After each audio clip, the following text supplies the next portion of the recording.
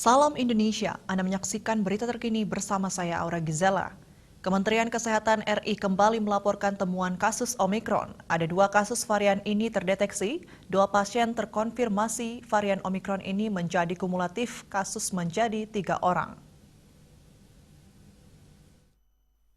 Juru bicara vaksinasi COVID-19 Siti Nadia Tarmizi mengatakan 2 pasien terkonfirmasi terbaru adalah IKWJ 42 tahun laki-laki perjalanan dari Amerika Selatan serta M 50 tahun laki-laki perjalanan dari Inggris.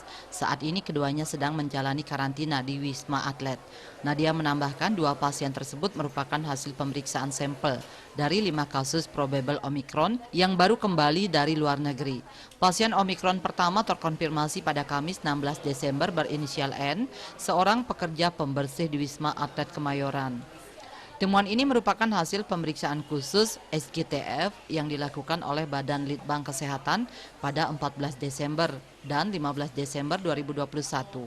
Kedua pasien terbaru terkonfirmasi Omikron setelah menjalani karantina wajib 10 hari seusai kembali dari luar negeri.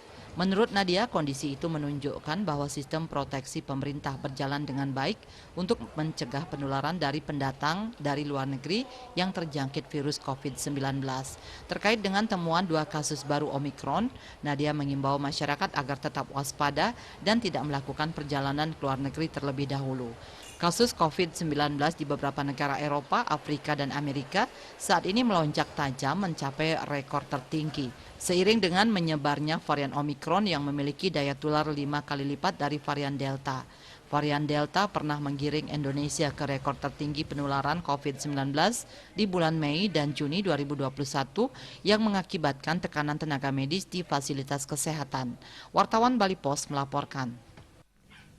Untuk mencegah penyebaran COVID-19, ingat pesan ibu selalu terapkan 3M, wajib memakai masker, wajib mencuci tangan, dan wajib menjaga jarak, serta wajib menghindari kerumunan. Dengan penerapan perilaku 3M, Indonesia segera terbebas virus corona menuju Indonesia maju. Update terus informasi Anda dengan subscribe dan like YouTube channel Bali TV @newsbalitv. Tetaplah bersama Bali TV. Salam Indonesia.